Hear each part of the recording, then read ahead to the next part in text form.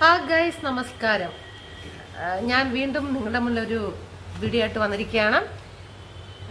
എല്ലാവരും എൻ്റെ വീഡിയോ കാണുക, ഷെയർ ചെയ്യുക, ലൈക്ക് അടിക്കുക, സബ്സ്ക്രൈബ് ചെയ്യുക. ഓക്കെ, ക്യൂൻ വേൾഡ് ഡ്രീംസ് എന്നുള്ള എൻ്റെ യൂട്യൂബ് ചാനൽ എല്ലാവരും ലൈക്ക് അടിക്കുക, ഷെയർ ചെയ്യുക, സബ്സ്ക്രൈബ് ചെയ്യുക. സോ ഇന്ന് ഞാനിവിടെ പറയാൻ വന്നിരിക്കുന്ന ഒരു കാര്യം എന്ന് പറഞ്ഞു കഴിഞ്ഞാൽ രേണുസുതി വീണ്ടും രേണുസുതിയിലേക്ക് വരികയാണ്.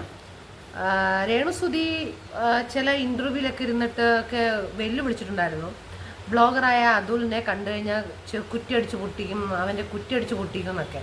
എന്നിട്ട് ബ്ലോഗർ അതുലിനെതിരെ രേണുസുതി ഒരു കേസ് കൊടുത്തു. ഇപ്പോൾ ബ്ലോഗർ അതുൽ ഒരു വീഡിയോ ചെയ്തിരുന്നു.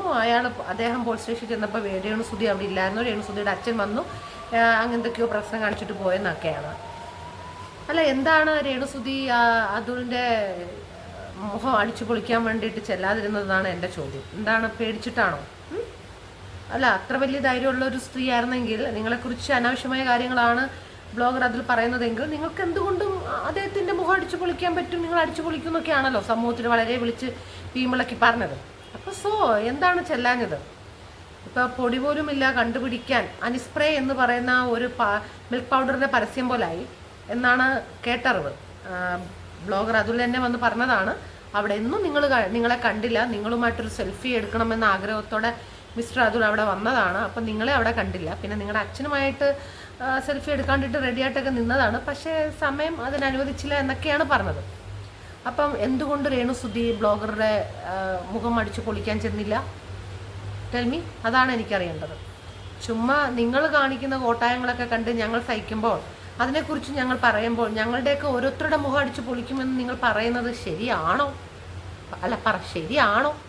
പിന്നെ നിങ്ങൾ ഇതൊക്കെ ആര് കാണാനാണ് ഈ വീഡിയോ ഒക്കെ ചെയ്യുന്നത്?